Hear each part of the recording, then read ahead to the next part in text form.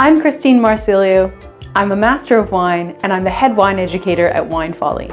In the next few minutes, I'm going to give you the tools to better understand one of the world's most popular grape varieties, Chardonnay. Chardonnay is a bit like a chameleon. It changes a lot depending on where it's grown. And Chardonnay is happy to grow in many different climates, which means, guess what? There are many different styles of Chardonnay, and I'm sure there's one out there for you too. So what kind of flavors can we expect from Chardonnay? Well, if you grow Chardonnay in a cool climate, you're going to get those green apple and lemon fruit flavors. But if we grow Chardonnay in a warmer climate, then we're going to get more tropical fruit flavors like pineapple and peach. We also get other winemaking flavors, so flavors that come from the winemaking process. So we might get vanilla and smoke from oak aging, and we might find dairy aromas such as butter, Greek yogurt, or cream. And those come from something called malolactic fermentation, which is the conversion of a really sharp malic acid that's found in grape varieties into a lactic acid, the same acid that we find in milk products. Also, we can get some doughy, bready, and yeasty aromas coming through in our Chardonnay wines. And that's because often Chardonnay can be aged on the lees, which is another way of saying dead yeast cells.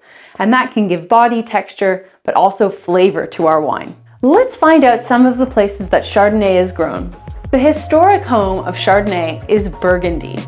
In Burgundy, we actually find a number of different styles, from the really cool climate in Chablis that gives us those racy green apple and lemon flavors, all the way to the slightly warmer Côte d'Or, where we find places like Meursault, where we're going to find full-bodied, richer styles of Chardonnay that have butter and oaky flavors such as vanilla. We even have more tropical fruit flavors coming from the more southern area of Mâcon, or a specific area called Puy-Fouissé. Outside of Burgundy, of course, we can find amazing Chardonnay too. You can look in Limarí in Chile for some really racy, exceptional styles that have green apple and lots of refreshing acidity. You can go to Margaret River in Australia for some really riper fruit flavors and oaky flavors coming through.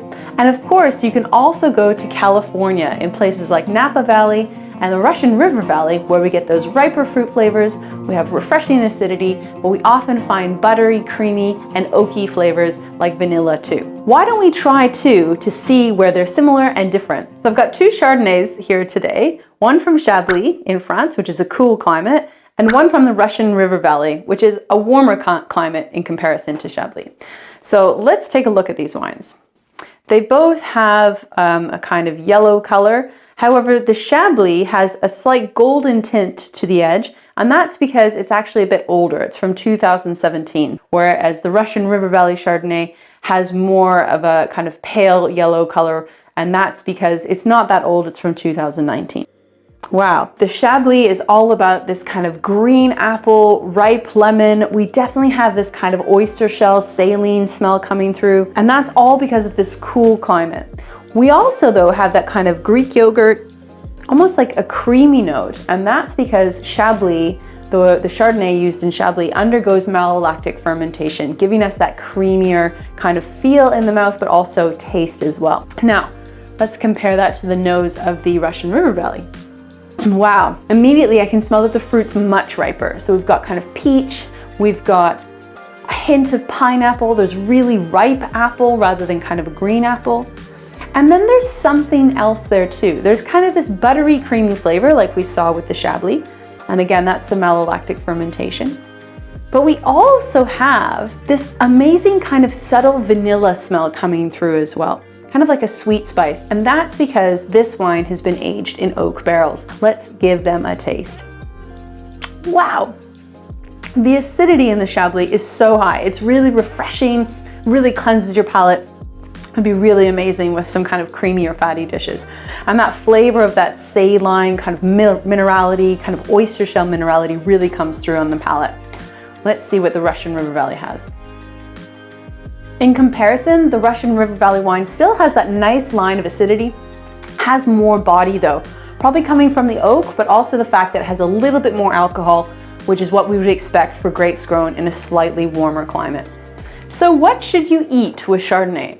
Well, the great thing is that because Chardonnay is such a diverse grape variety, it can go with a huge variety of dishes.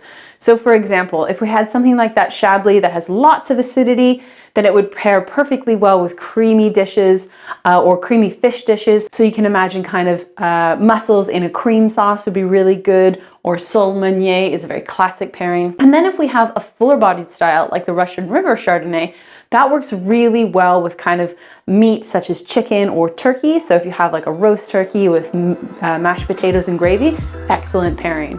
Hopefully you feel armed now with some more information to better understand Chardonnay and where to find the style of wine that you're going to enjoy. To learn more about Chardonnay or other grape varieties and regions, make sure you subscribe to our newsletter. Cheers!